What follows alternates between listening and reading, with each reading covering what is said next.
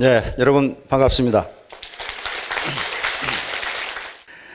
자, 여러분 우측에 보시면요, 애터미 주 500만 불 수출 탑, 요 보이시죠?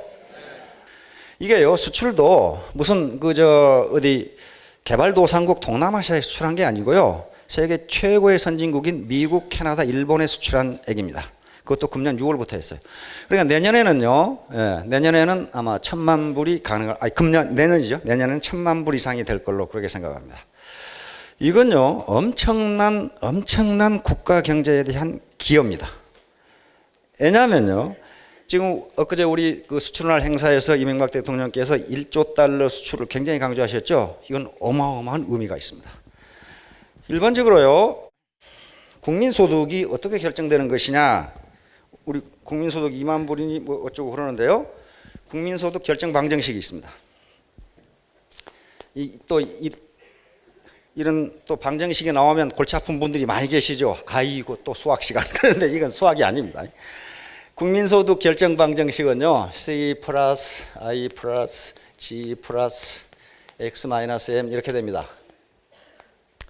요게 국민소득의 공급이고요. 국민소득의 공급, 생산이라고 생각하시면 됩니다. 이쪽은 총수요인데 이건 소비수요고요.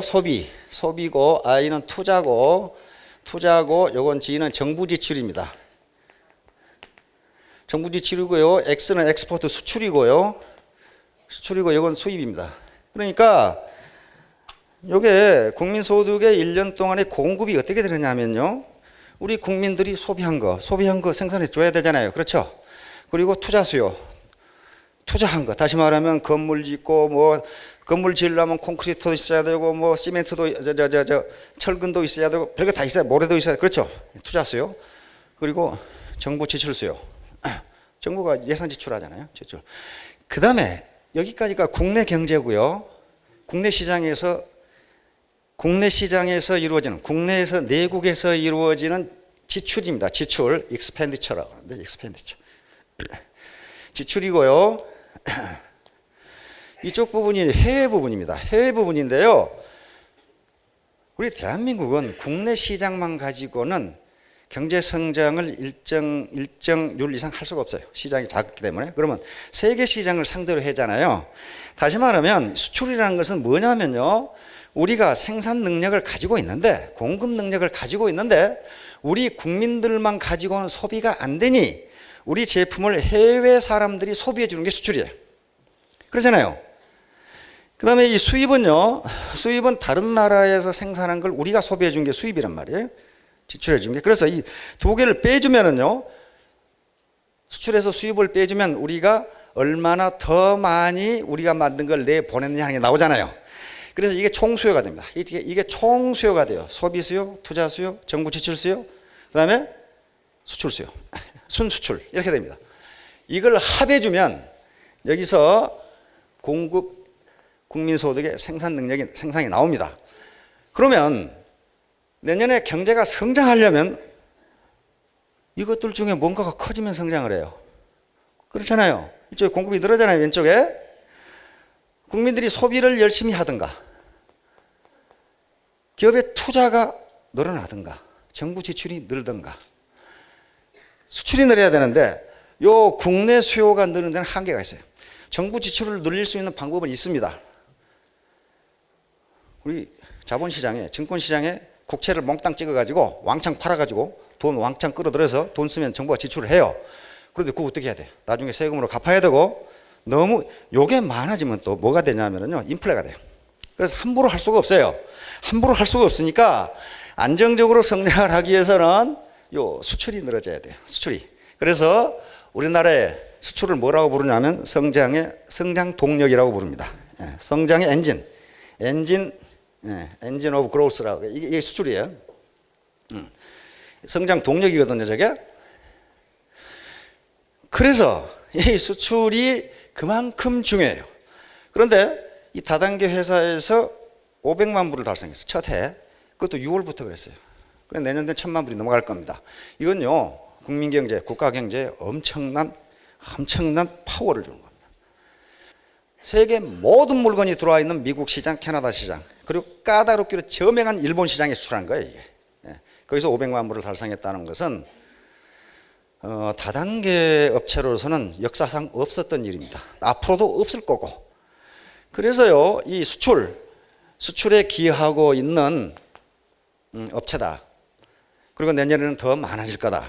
이렇게 생각하시면 됩니다. 그래서 이것은 누가 말을 듣고 안 듣고가 아니고 자기가 직접 판단해 보셔야 돼요. 오늘 제가 드리려고 하는 말씀은요, 최소유로 법칙이라고 하는 건데, 아유, 이게 돈 된다고 해서 왔더니 돈 버는 얘기는 안 하고 왜 저 얘기만 하고 있을까? 뭐 그렇게 생각하셔도 됩니다. 그런데 어제 그 뉴스를 보니까 우리 저 야구 김성근 감독이 또 어디 또 감독을 맡으셨대요. 그 독립 야구단 해가지고 어디라든가 고향 뭐라든가. 근데 그 양반도 야구 감독으로 계속 하시다가 집에 노시니까 좀 심심하신 모양이에요. 그리고 다음 달부터 훈련을 하기로 했는데 이번 달부터 하신다고 또 그러더라고. 그런데 야구 선수들이니까 방망이로 볼 치는 연습을 해야 되는데 그게 아니고 해머를 가지고 타이어를 치고 있더라고, 전부 다. 야구 선수들인데 해머를 가지고 타이어를 쳐요, 이렇게. 그러면 다른 사람들이 보면 야구원 놈들이 왜 해머를 가지고 타이어를 치나? 안 그러면 또 그 목에다가 그 가슴에다가 이 줄 걸어가지고 타이어 끌고 가는. 그런데 해설하는 분들의 얘기를 들으면 하체가 튼튼해야 야구를 잘한답니다. 하체가 튼튼해야 홈런을 칠 수 있대요. 그래서 하체 운동을 그렇게 하고 이 해머로 타이어를 두들기면서 공이 맞을 때 감각을 느낀답니다. 그래서 어떻게 맞는 것이 가장 세게 맞는 것인가? 그래서 그 훈련을 한대요. 그런 식으로 돈을 벌기 위해서 돈 얘기만 하면 돈이 도망가요. 돈이 지나가는 길목을 지켜야 돈을 잡을 수가 있단 말이에요. 바다로 고기 잡으러 가서 고기만 쫓아가면 잡힙니까, 그게? 고기가 지나가는 길목을 지켜야 되는 거란 말이에요. 그리고 이런 교육을 하는 것은요, 교육의 목적은 아주 단순합니다. 우리의 시야를 보다 넓게 볼 수 있게 해주고 멋진 인간이 되기 위해서 공부합니다. 기왕에 돈을 벌려면 좀 멋진 사람이 돼야 될 거 아니에요. 아무리 돈을 많이 벌어도요, 멋진 사람이 안 되면 그건 천박한 졸부밖에 되지 않습니다. 저도 몇 사람 알고 있어요. 시골에서 무지하게 농사 많이 짓고 있었는데 거기가 도시 이렇게 시로 땅값이 천정부지로 올랐어요. 그래서 맨날 농사만 짓던 양반이 이게 수백억 부자가 됐어요. 부자가 되니까 그때까지는 부모님을 돌아보지도 않던 자식들이 갑자기 빨리 나타나기 시작해, 이게. 농사 짓고 있는 부모 누가 돌아보겠어요? 그러다가 이게 공단으로 편입되면서 수백억이 되니까 이 자식들이 뭐요? 효도 경쟁이 벌어지는 거예요. 효도 경쟁이. 그래가지고 효도로 끝나면 좋은데 그 분배 문제를 가지고 자식들이 완전히 춘추 전국시대를 이루는 거예요, 이제. 누구를 많이 주고 누구는 적게 주고 뭐시 어떠고 그러면서. 와, 그게 말이죠. 그러니까 이게 세상을 멀리 보고 멋진 인간이 안 되니까 돈 가지고 쌈판이 벌어져 가지고. 근데 그 시어머니가 큰 며느리에게 섭섭하게 했거든. 왜? 딸들을 다 줬어. 큰 며느리를 안 줬어. 그런데 또 며느리 사랑은 시아버지 아니에요. 시아버지는 며느라 그러지 말고 내가 좀 줄게 해서 며느리 줬어요. 줬는데 그 큰 며느리는 시아버지만 모시고 있어요. 시어머니가 들어오면 자기는 나가겠다는 거예요. 나가라. 그래서 지금 늙음하게 이산가족이 돼가지고 이산가족이 돼가지고. 그래서 돈이 갑자기 그렇게 생겨도 시야를 멀리 보고 멋진 인간이 되지 않으면요, 완전히 지금 그 개밥에 도토리 신세가 돼 있어요, 두 노인이. 교육을 하는 이유는 우리의 시야 좀 멀리 보고 그리고 멋진 인간이 되기 위해서입니다. 멋진 리더가 되실 건데요, 나는 리더가 아닌데. 그렇지 않습니다. 모든 인간은 리더입니다. 셀프 리더예요. 내 행동을 내가 통제하지 못하면 누가 나를 통제하겠어요? 셀프 리더가 돼야 되는 겁니다. 자, 최소유로 법칙. 우선 아주 간단한 얘기를 해보겠습니다.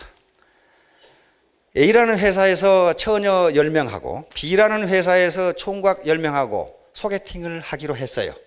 그런데 A라는 회사 처녀 10명 중에 5명이 회사에 급한 일이 생겨서 못 나오고 5명만 나왔어요. 그러니까 총각은 10명인데 처녀는 5명밖에 없어요. 그러면 데이트 몇 사람 할 수 있어요? 5명 할 수 있어요. 그거 모르는 놈 한 놈도 없어요. 그런데 그것을 최소유로 법칙이라고 그럽니다. The law of minimum. 이게 법칙이라고까지 이야기를 할 수 있다면은 거의 대부분의 경우에 성립한다 그런 말이에요. 그렇죠? 데이트뿐만 아니라 다시 말하면 모든 일의 성과는 가장 작은 양에 의해서 결정된다 그런 말이에요. 어떤 구성 요소 중에 가장 열악한 조건에 의해서 전체가 결정된다 그런 얘기예요. 지금 바로 한쪽 남자가 10명이 됐건 100명이 됐건 아가씨가 5명밖에 안 되면 이쪽 수에 관계없이 소개팅은 5쌍밖에 못한다 그런 말이에요. 다시 말하면 총량에 의해서 결과가 나오는 게 아니고 가장 작은 양에 의해서 성과가 나온다 그런 얘기예요. 요거를 발견한 사람이 유스투스 폰 리비히라고 하는 사람이기 때문에 이것을 리비히의 법칙이라고도 이야기합니다. 이 양반은요 유기화학의 선구자입니다. 유기화학 있죠? 이 양반이 식물에 관심을 가지고 식물을 연구하는데 이상한 현상을 발견했어요. 조건이 매우 좋은 땅에 자라는 식물하고 조건이 별로 안 좋은 땅에 식물을 심었는데 이상하게 조건이 안 좋은 땅에 심은 식물이 더 잘 되더라 그런 말이에요. 잘 되더라. 그래서 왜 이런 현상이 나타나는가 하는 걸 연구를 해봤더니 식물의 성장에 필요한 요소, 그게 통상 3대 요소가 질소, 인산, 카리 그러죠. 요 세 개가 식물의 성장에 영향을 준다면은 이 식물의 성장을 결정하는 것은 이 세 개 영양소의 총량이 아니라 이 세 개 영양소 중에 가장 작은 양에 의해서 결정되더라 그런 말이에요. 그러니까 두 개 질소와 인산이 아무리 많아도 이 식물의 성장을 결정하는 것은 가장 작은 카리만큼만 성장하더라 그런 얘기예요. 이 양반은 우리가 쓰는 거울을 만든 사람입니다. 옛날에는 거울을 동판 갈아가지고 했죠. 이 양반이 유리 뒤에다가 은어를 발라서 지금 우리가 쓰는 거울을 만든 양반이에요. 그러니까 이 양반 안에서는 얼굴도 못 비치려 부풀었어요. 이 양반이 요걸 발견하고 이걸 그래서 리비히의 법칙 또는 최소유로 법칙이라고 이름을 붙였습니다. 그런데 이것은 거의 대부분의 이걸 로라고 붙였으니까 법칙이라고 붙였으니까 거의 대부분의 경우에 성립한다는 거예요. 인간세에도 그대로 적용된다.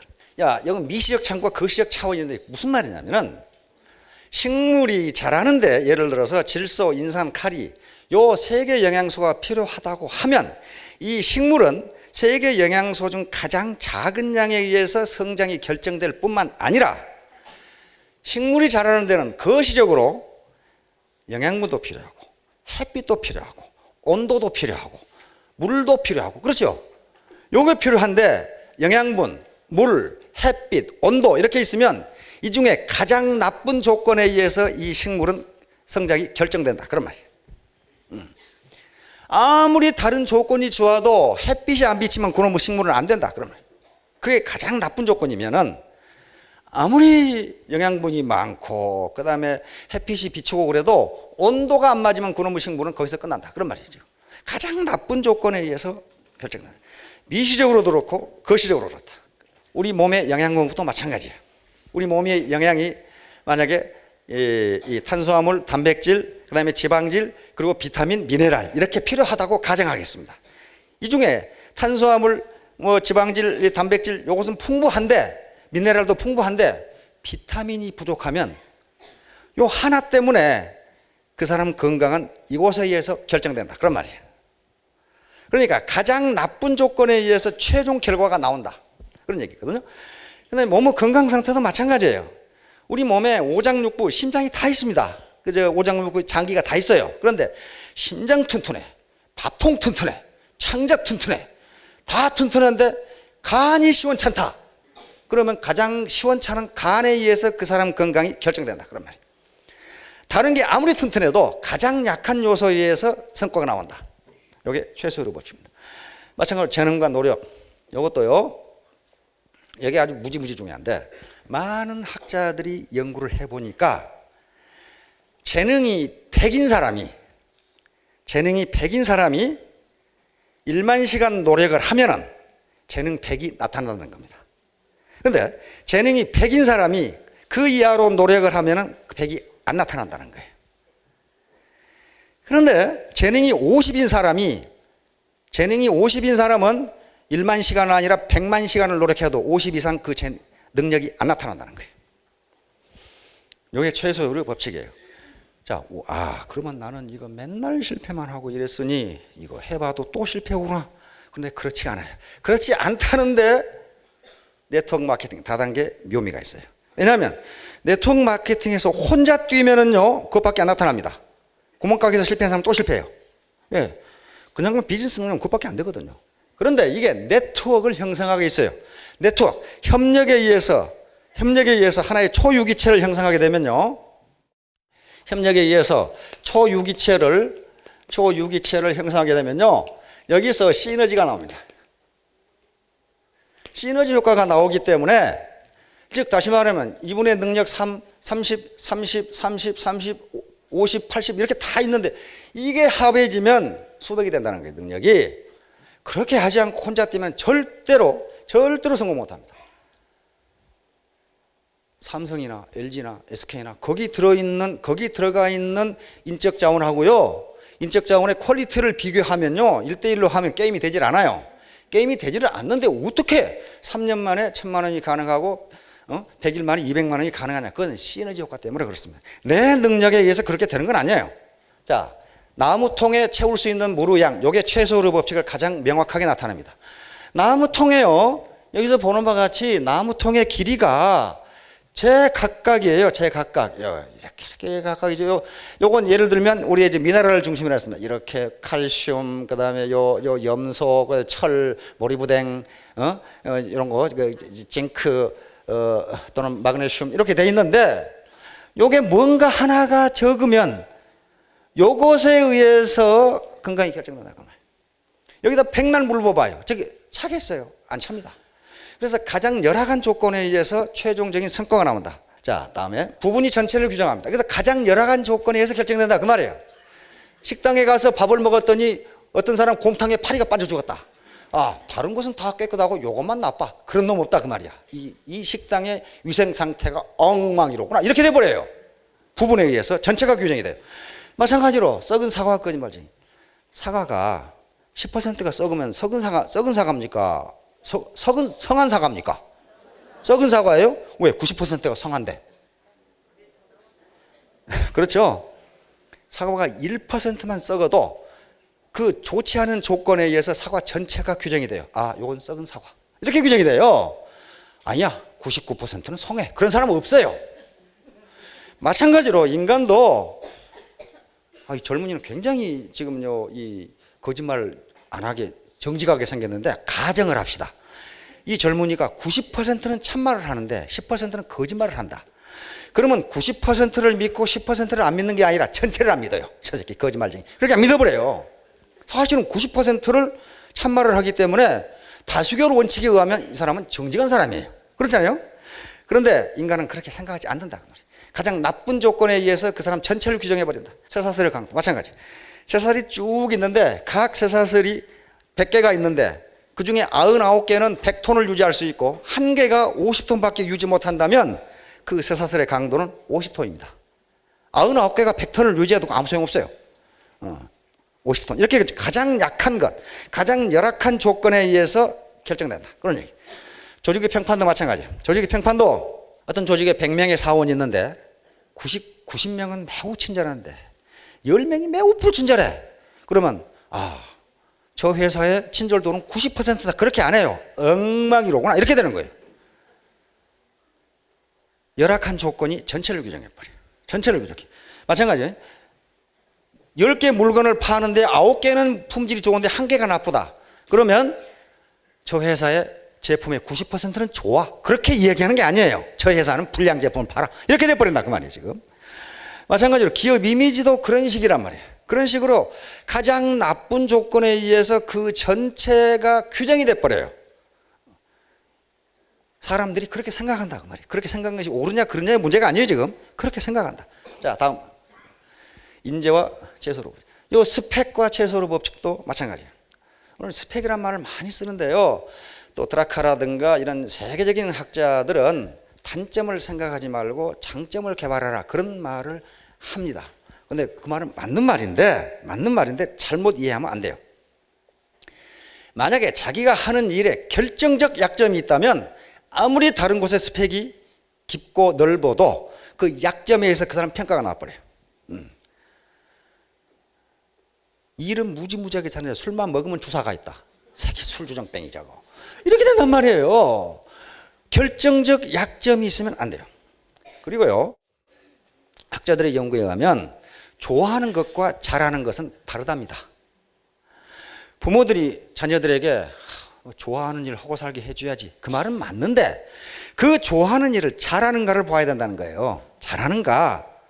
지금요, 가수가 되겠다고 뛰는 젊은이들이 무지무지 많아요. 내가 아는 우리 조카 한 놈 있어요. 근데 그 애는 일찌감치 마음 고쳐 잡수는 게 좋지. 왜? 그 애는 노래를 무지 좋아하지만 잘하지는 못해요. 잘하지는 못해요. 좋아하는 것과 잘하는 건 다르다 그런 말이에요. 다르다. 좋은 예가 마이클 조던입니다. 마이클 조던 아시죠? NBA의 스타잖아요.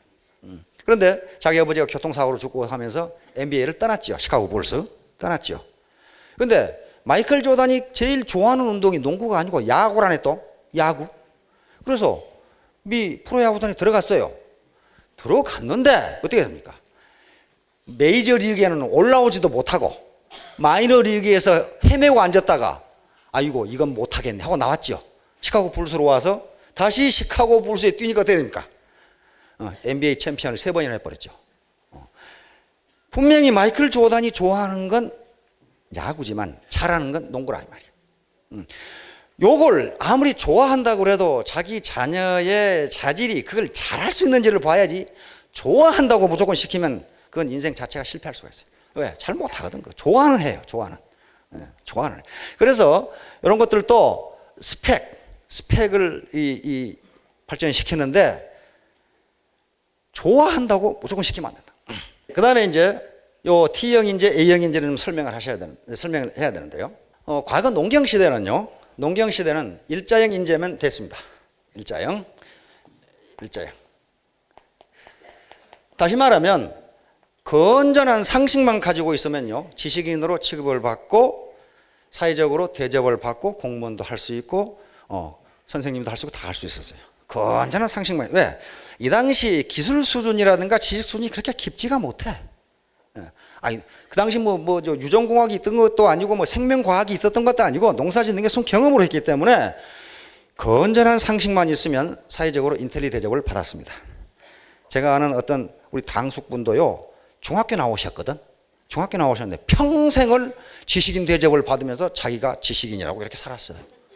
중학교 나오고, 일제시대 중학교 나오면 굉장하죠? 굉장했어요. 근데 그 당시 중학교 책을 보면요, 초등학교 3학년 책만도 못해요. 왜? 지식 수준이 그밖에 안 됐어요. 그밖에 안 됐어요. 컴퓨터가 있습니까? 수학이 있습니까? 아무것도 없어요.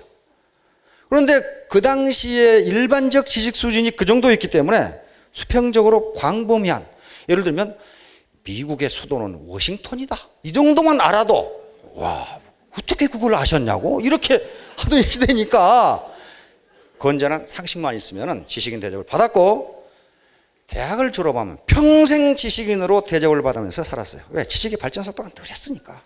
그러다가 산업화 시대가 되면서 수직적 지식을 원하겠다. 즉 전문 분야의 깊은 지식을 가져야 된다. 왜? 기술이 막 사정없이 발전하니까 내가 전자공학자면 전자공학만 해야지 다른 건 농학 볼라 뭐 볼라 그 시간이 없어요. 그래서 이때 대학을 보세요. 학과가 계속 세분화돼요. 그렇죠? 화학과만 하더라도 뭐 화학과, 화공학과, 화학 뭐과 왜? 깊이 들어가야 되니까 하나로. 그러다가 지식정보화 시대가 되면서 그것만 가지고는 안 돼요. 뭐가 되냐면은 지식과 기술의 융합이 이루어집니다. 이제 대학 보세요. 학과가 이제 합해져요, 이제. 예를 들어서 하나의 기계를 만들려고 생각해 봤어요. 기계공학만 가지고는 그 첨단 기계를 만들 수가 없어요. 그렇잖아요. 전기공학 해야지, 전자공학 해야지, 컴퓨터과학 해야지, 수학 해야지. 그다음에 화학, 심지어는 바이오까지 다 해야 그 새로운 기계를 하나 만들어낼 수 있어요. 지식이 이렇게 합해지지 않으면요, 아무것도 만들어내지가 못해요, 지금. 여러분들이 지금 타고 다니는 자동차만 생각해 보세요. 그 옛날에 기계공학 하나만 가지고 됐는데, 기계공학 하나가 되겠어요, 그게 지금? 온갖 첨단 기술이 다 들어가 있어요. 전자공학, 컴퓨터공학, 그 다음에 뭡니까? 이거 타이어, 유리, 별로 게 다 들어가 있어요. 그러니까 이게 기술이 복합이, 융복합이 되지 않으면요, 실제로 어떤 분야에서든지 성공할 수가 없어요. 그래서 이런 인재를 이제 산업화 시대를 거치면서 수평, 수직 이렇게 해서 이제 뭐가 되겠습니까? 십자형이 된단 말이에요. 십자형 인재가 필요하게 돼요. 십자형. 이것은 수평적으로는 광범위한 상식. 다시 말하면 옛날에 생산부서에 있는, 기업의 생산부서에 있는 사람은 생산만 생각하면 되는데, 그 백날 생산해서 안 팔리면 어떡할 거예요? 그래서 생산부서에 있는 사람도 마케팅을 알아야 되고, 디자인을 알아야 되고, 재무를 알아야 되고, 이런 식으로 수평적으로 자기와 관계되는 것에 대한 상식이 없으면 기계적으로는 좋은데 안 팔리는 물건 만들어 놓는다, 그런 말이에요. 그래서 이런 십자형 인재를 요구하는 거예요. 수평적으로 폭넓은 상식, 그리고 수직적으로 자기 분야에 대해서는 전문적 지식, 요걸 필요하는 거예요. 요걸 우리는 십자형 인재라고 말해 왔는데, 토요타에서 T형 인재라고 이렇게 하면서 전 세계적으로 퍼져나갔어요. 다시 말하면 수평적으로는 광범위한 상식, 수직적으로는 자기 업무 분야에 대한 깊은 지식, 요걸 가진 사람만 토요타의 인재가 될 수 있다, 이런 얘기예요 지금. 요게 세계 전반적으로 지금 퍼져나갔어요. 근데 저는 T형보다는 십자형이 더 좋아요. 왜냐면요, 이놈들은 여기를 막아놨어. 그러나 십자형이 뚫고 올라가잖아요, 이게. 뚫고 올라가야 돼. 그러나 하여간 T형 인재라고 소문이 나 있으니까 T형 인재라고 합시다. 그래서요, 요즘은 대학을 졸업하고 화학과 나온 사원도, 너 그거 놔두고 이쪽 컴퓨터하고 일해봐. 그러면 저 못하는데요? 그럼 쫓아내버려요. 알아야 돼요. 알아야 된단 말이에요. 자, 그래서 저는 여러분들에게 T형의 인재는 어떤 인재여야 되는가? 저는 여기서 A형 인재라고 이렇게 얘기하겠습니다. A형 인재.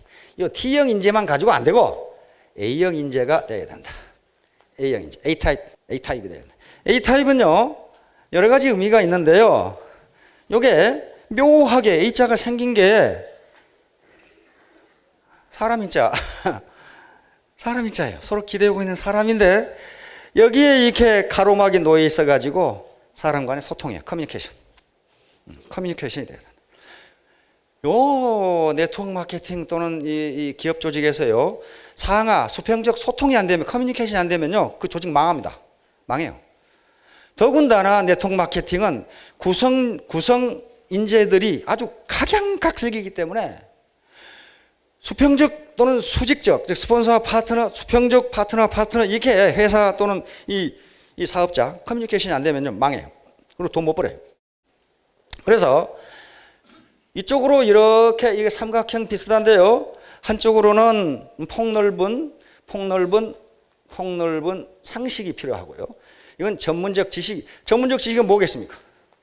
전문적 지식은 네트워크 마케팅에 대한 전문적 지식을 가져야 된다. 모르고 성공한다, 그건 속아 뒷걸음치다가 쥐밟는 식이지, 그게 성공하는 게 아니에요. 전문적 지식이 필요하고, 수평으로는 커뮤니케이션, 소통이 필요하다. 커뮤니케이션이 필요하다. 요 세 박자를 갖추지 않으면요, 네트워크 마케팅의 암만 잘 알아도요, 국민 경제의 흐름, 세계 경제의 흐름을 읽지 못하면요, 엉뚱한 짓거리 하고 앉아 있어요. 그리고 세계 지식이 빅뱅이 어떻게 일어나는지 모르면요, 옛날 캐캐묵은 내가 옛날에 배우기는 그렇다고 소리 하는 놈이 있어요. 지금도 그런 사람이 있어요. 들어보면요, 완전히 호랑이 담배 먹던 실 얘기하고 있어요. 왜? 그 사람은 지금 세계 경제의 흐름, 지식의 흐름이 어떻게 되는지 모르니까 그런 소리 하는 거예요. 네트워크 마케팅에 대해서도 깊이 안다고 하는데 옛날 거 알고 있단 말이에요. 그래서 폭넓은 상식, 학습이 필요하다. 전문적 지식이 필요하고 커뮤니케이션이 필요해요. 거기다가 A자는요, 또 이렇게 놓고 보면은 뭐 비슷합니까? 과수원에 사다리 비슷해요. 저 딛고 올라가서 배 타고 사과 타고 귤 타고 그러잖아요. 그래서 애터미를 통하면 사회적 상향 계층 이동이 가능하다. 이 사다리를 오를 것인가 말 것인가는 지가 알아서 해야 돼요. 위에 지금 이게 과일이 열려 있는데 저 사다리를 타고 갈 것인가 말 것인가, 그건 지가 알아서 해야 돼요. 자, 그래서 저는 여러분들에게 A형 인재가 되라고 권장하고 있습니다. 이건 애터미를 하건 말건 다른 어떤 이 일을 하건, 그 사람이 공직자건 교수건 또는 군대 장교건 간에 무슨 일을 하든지 간에 요 세 가지를 못 갖추면요, 진급 못해요. 진급 못한다고요. 지 업무 분야에 대해서 지식이 없다든가, 또는 사회가 어떻게 돌아가고 이 지금 공직사회를 패러다임을 어떻게 해야 되고 이런 걸 모르는 사람이 무슨 놈 상급자 올라가서 뭐 하겠어요. 그 다음에 상하 또는 수평적 커뮤니케이션이 안 되면요, 그건 고립되기 마련이고 안 됩니다. 그래서 무슨 일을 하든지 A형 인재가 된다면 성공할 수 있을 것이다. 집에서도 마찬가지, 집에 가장으로 성공하려고 해도 이렇게 돼요. 자, 모티베이션도 마찬가지입니다. 모티베이션은 사람을 일하게 하는 능력인데요, 뭐 때문에 일해? 뭐 때문에? 어떤 조직에서 열심히 일하는데 학자들의 연구에 의하면 이요인 이론이라고 하는 모티베이션 이론이 있어요. 사람을, 즉 자기 구성, 조직원 또는 종업원을 불만을 없게 하는 요인과 일을 하게 하는 요인은 다르다 그런 말이에요. 불만을 없게 하는 요인, 이것은 물질적이고 물리적인 것입니다. 예를 들면 방 안의 온도가 쾌적하다든가, 그런데 방안이 컴컴하고 온도도 안 맞다. 그럼 어떻게 됩니까? 불만스럽죠? 이게 뭐 이래 이거. 그렇게 된단 말이에요. 그 다음에 점심을 엉터리로 준다든가, 점심밥이 맛이 없다. 그럼 뭐가 됩니까? 그게 불만 요인이 돼요. 불만 요인이 됩니다. 그런데 이 불만을 없게 하는 요인은, 또는 임금을 너무 적게 준다든가, 그러면 이게 불만 요인이 돼요. 물리적이고 환경적인 요인들이 전부 다 불만 요인이 돼요. 그런데 이 불만 요인을 해결해 주면 일을 열심히 하느냐? 안 하더라. 그런 말이에요. 안 하더라. 다시 말하면 점심을 한 그릇 주다가 두 그릇 줬더니 일을 두 배 하더라. 그러는 법이 없더라. 그 말이 조사해 보니까. 방을 어둡게 했다가 밖에 해줬더니 일을 더 잘하더라. 그런 게 없더라. 그 실험이 있어요. 미국에 실험을 했습니다. 그거 아니더라. 그 말. 아니더라. 단지 뭐가 없어져요? 불만이 없어질 뿐이지 일할 수 있는 모티베이션이 되는 것은 아니더라. 일할 수 있는 모티베이션은 어떻게 일어나느냐? 일 그 자체에서 나와. 일 그 자체. 내가 하는 일이 보람 있는 일이냐? 그놈은 환경이 나빠도 열심히 하더라는 거야. 그 다음에 이 일을 누가 인정해 주려고 칭찬해 주느냐? 열심히 하더라는 거야. 열심히. 그 다음에 그 일을 함으로써 자기가 자기 발전이 된다고 보느냐? 그건 열심히 하더라는 거야. 돈 안 줘도 열심히 하더라는 거야. 이건 내 발전에 도움이 돼. 그러면 열심히 하더라. 그래서 불만을 없애는 요인을 없애면 일을 열심히 하는 것이 아니라 불만만 없어지더라. 그런 말이에요. 돈을 봉급을 2배로 올려줬더니 일을 2배 하더라. 그런 놈은 한 놈도 없더라 이 말이야. 그럼 불만만 없어져요. 그러나 모티베이션은 안 돼요. 그러나 일 그 자체에서 보람을 느끼고 누군가가 보람 있는 일을 했다고 칭찬해주고 인정해주고, 그리고 책임감도 거기에 들어가. 책임감 뭐냐면은 이 일은 김 과장 알아서 해. 자네가 판단해서 자네가 하게. 나한테는 결과만 얘기해. 그러는 경우에 일을 훨씬 열심히 하더라 이게. 야 임마, 내가 시키는 대로 해. 안 하더라 이게. 자식 말이야. 너는 머리 쓸 거 없어. 내가 시키는 대로 해.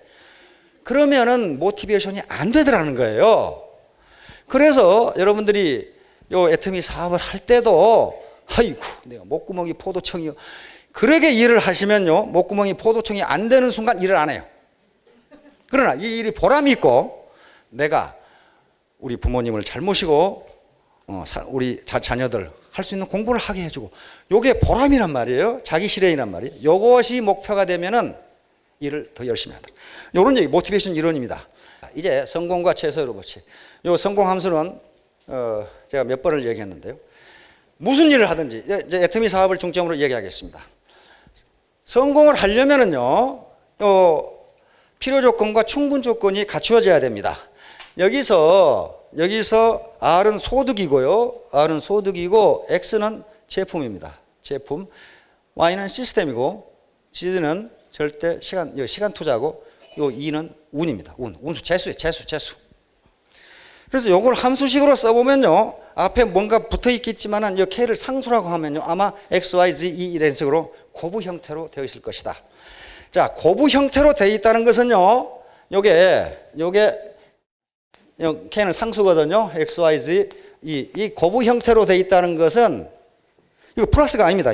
플러스가 아니고 고부 형태로 되어 있다는 것은 이 중에 가장 작은 것에 의해서 전체가 결정된다. 그런 말이에요. 예를 들면 X도 좋고 Y도 좋고 운도 있는데 전혀 엉덩이를 안 움직인다.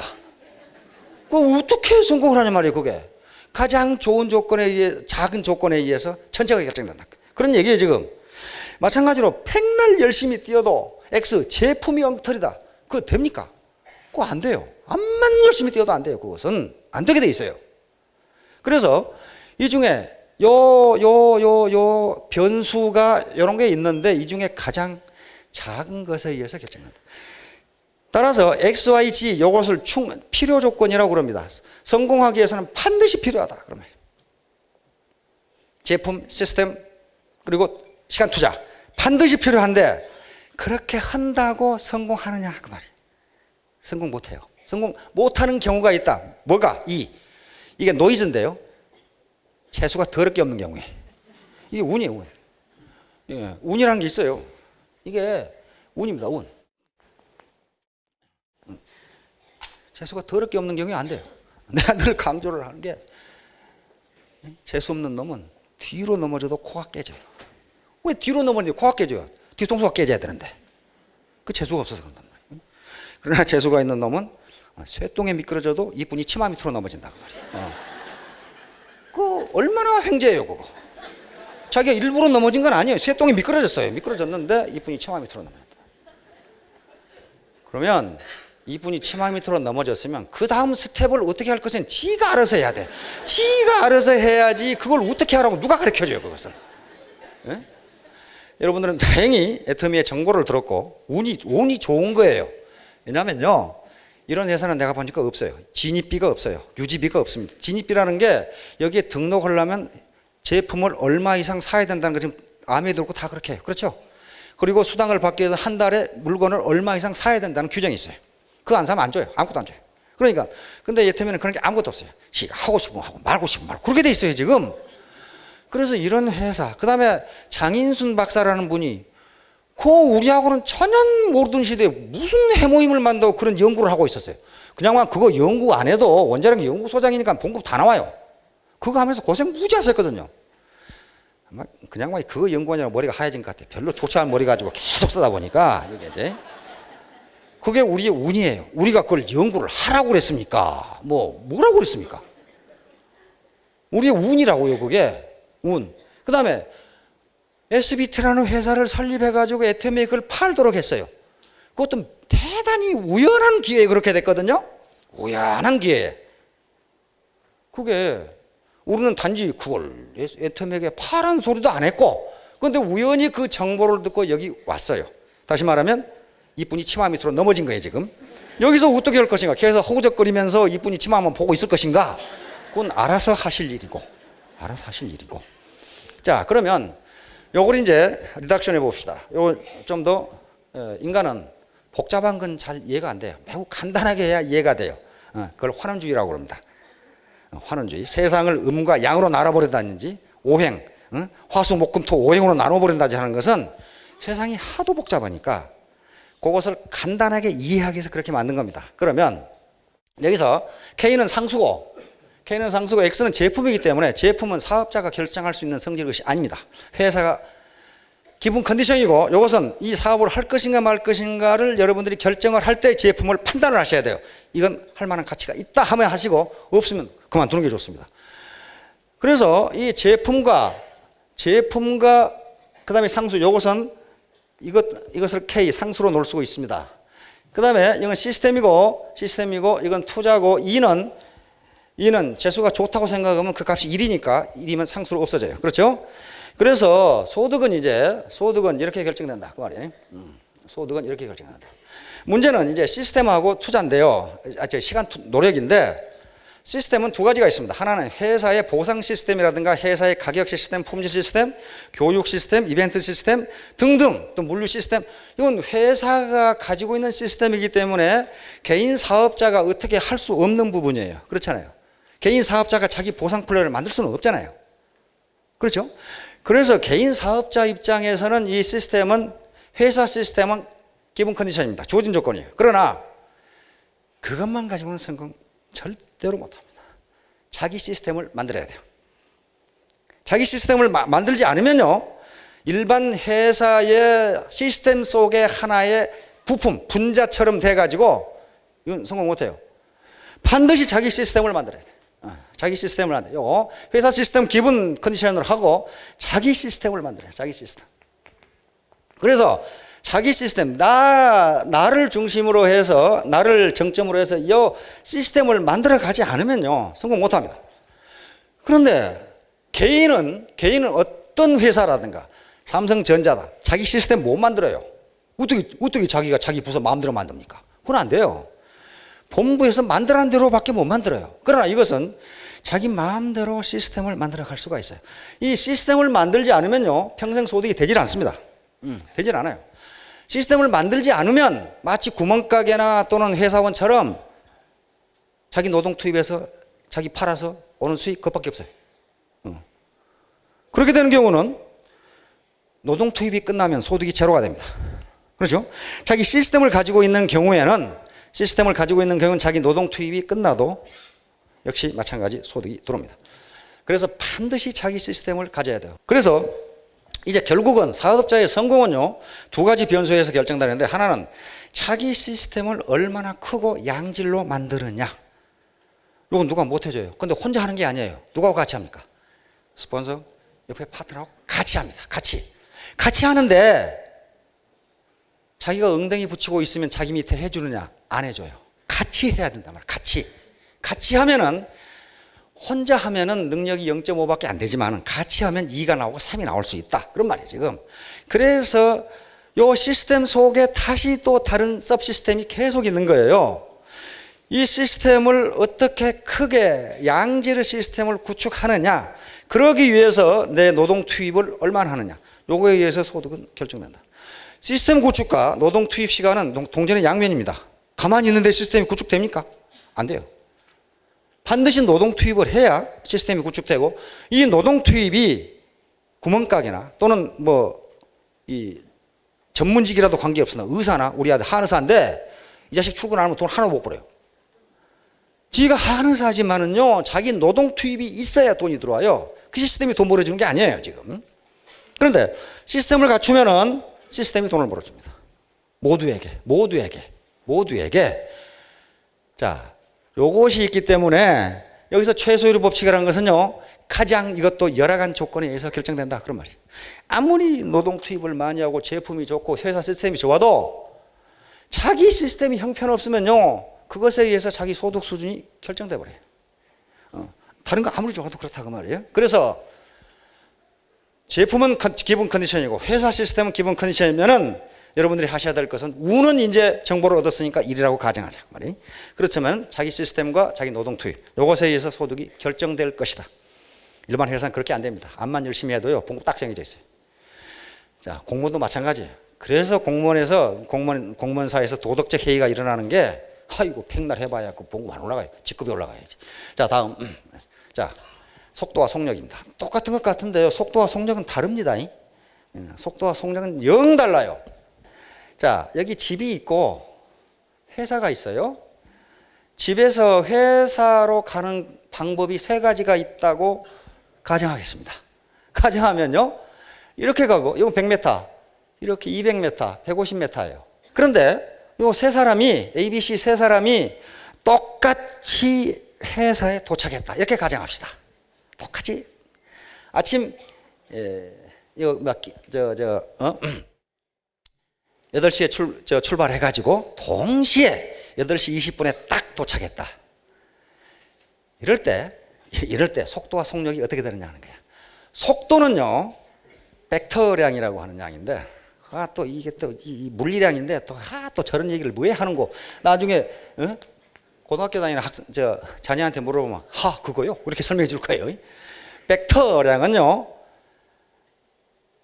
크기와 방향이 있는 걸 벡터량이라고 합니다. 크기와 방향. 여기 회사가 이렇게 있고 집이 이렇게 있으면 방향이 이 방향이에요. 그렇죠? 이 방향. 크기와 방향이 있어요. 스켈라라고, 요 반대로 속력은 스켈라량인데 크기만 있는 거예요. 자, 그래서 요 세 사람이 거리가 얼마가 됐건 여기에 도착하는 시간이 똑같다면은 그것은 속도는 같다. 이렇게 얘기합니다. 속도는 같다. 왜? 똑같은 방향에 목적이 동시에 도착했어요. 속도가 같은 거예요. 그러나 속도가 같으려면요, 먼 길을 온 사람은 어떻게 됩니까? 속력은 빨라야 돼요. 속력은 빨라야 돼요. 속력은 방향이 없이 크기만 있는 걸 속력, 스켈라양 그럽니다. 스칼라양. 이건 벡터량이고요. 스칼라양. 예를 들면 우리의 몸무게, 이건 벡터가 아니고 스칼라양이에요. 양만 있고 방향이 없어요. 온도, 이것도 마찬가지고, 사람 수, 이것도 스칼라양이에요. 벡터가 아니에요. 자, 그런데 다음 그림 한번 봅시다. 요거 보면 명확히 알 수 있어요. 요놈이요, 100m를 쭉 뛰어가지고 이쪽으로 돌아왔어요. 속도는 얼마가 됩니까? 속도는요, 크기와 방향이 있는 것이기 때문에 원래 지점에서 어떤 방향으로 어떻게 갔느냐, 몇 시간이 갔느냐, 요게 속도예요. 그러니까 여기서 출발해서 뭐 이렇게 뛰어와 봤자 이건 아무리 빨리 뛰어도, 우사인 볼트가 뛰어도 속도는 제로가 됩니다. 자, 원운동을 합니다. 한 사나이가 S지점에서 출발해 열심히 뛰어서 한 바퀴 돌았어요. 속도는 제로가 됩니다. 현 지점에 와 있어요. 그러나 속력은요, 그렇지가 않아요. 속력은 크기만이기 때문에 이 200m를 몇 초에 뛰었냐에 따라서 속력이 나옵니다. 이것도 마찬가지로 속력이 나와요. 그런데 바로 왜 내가 이런 그림을 그려놨냐면요, 애터미 사업도 똑같아요.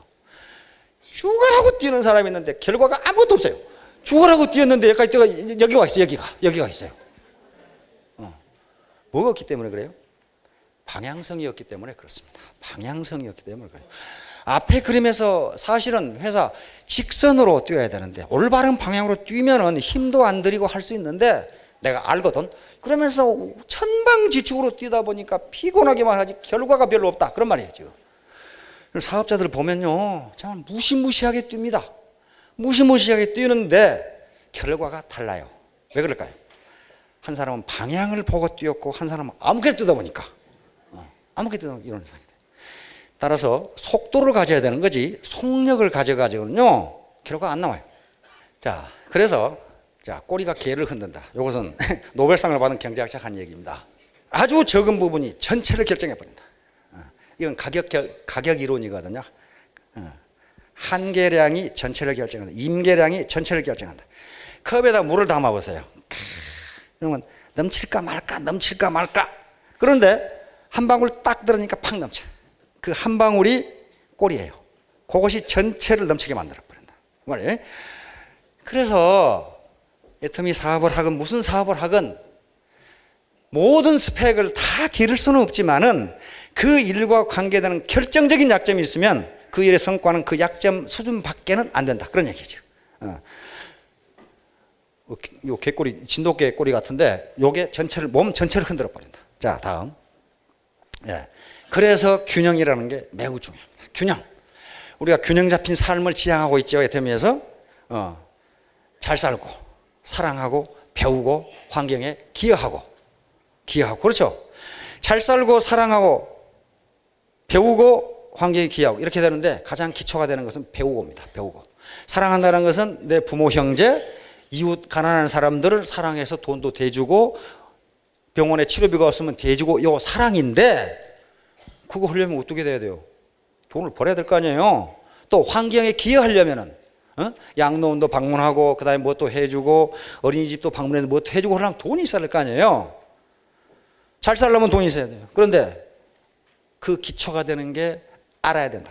알아야 된다. 모르고 부자가 됐다? 그건 좀 이상한 거야. 그걸 헬리콥터만 아니라고 그래요. 어느 날 갑자기 하늘에서 돈이 떨어졌다. 어느 날 갑자기 떨어졌다. 어느 날 갑자기 하늘에서 뭔가 앞으로 떨어지면 어떻게 하시겠어요? 이게 뭔지를 모르겠어. 뭔가 떨어졌어. 여기 말고 이상한 게 하나 떨어졌어요. 어떻게 하시겠어요? 자세히 봐요. 어디 미국에 살고 오셨어요? 하늘에서 뭔가 갑자기 떨어지면 미국 사람들은 이걸 어떻게 상업적으로 이용할까 이렇게 생각한답니다. 일본 사람들은 이걸 어떻게 축소해가지고 조그맣게 만들어 볼까. 프랑스 사람들은 이걸 어떻게 패션에 한번 활용해 볼까. 영국 사람들은 그 사람들은 역사와 전통을 또 무지하게 중요시하거든.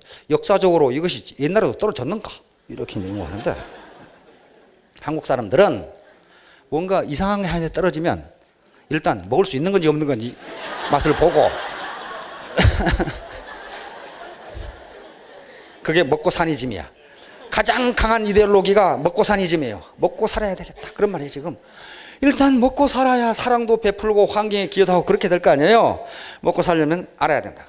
그래서 여러분들에게 그런 자극을 주기 위해서 이런 교육을 하는 겁니다. 마지막으로 이렇게 해서 결국 하자는 게 뭐냐 하면은 100일 동안 이게 몰입을 하지 않으면요 이게 되질 않아요. 슬슬 해볼까. 물론 사이드 잡으로 할 수도 있습니다. 사이드 잡을 권장합니다. 왜냐하면 처음에 돈벌이가 안 돼요. 어떻게 처음부터 돈을 마구잡이로 버는 그런 놈의 직업이 어디 있어요 세상에. 없어요. 없습니다. 아무리 첨단 공장도요 투자할 때 엄청나게 들어가고 그것이 손익분기점을 넘으려면요 몇 년이 걸립니다. 그렇죠? 그런데 이런 아무나 할 수 있는 네트워크 마케팅에서 처음부터 하자마자 떼돈이 벌린다. 그런 시장을요 머리 좋은 사람들이 가만 놔두지를 않아요. 이게 참 더러우니까 놔뒀지 그냥 놔두질 않아요. 그래서 몰입을 하지 않고 거기에 집중을 하지 않으면요 그래서 100일간의 판매사가 가장 중요한 겁니다. 아까 위로 올라가는 사다리의 첫 단계예요. 여기만 올라가면 밑에서 밀어서 올라가게 돼 있어요. 왜? 뒤에서 계속 사다리를 올라가야 되는 자기가 앞에서 가만히 있을 수가 없어요. 군대에서 그걸 똥차라고 그래. 똥차가 앞에 있으면 계속 밀고 가죠. 자, 이와 같이 최소율의 법칙이라는 것은요 자연 현상에도 그대로 적용되지만은 우리 인간사 성공해도 그대로 적용됩니다. 그래서 모든 걸 잘할 필요는 없지만은 내가 하는 일에 결정적인 약점이 있다면 모든 성공은 그 결정적인 약점에 의해서 결정됩니다. 그러면 어떻게 할 거냐?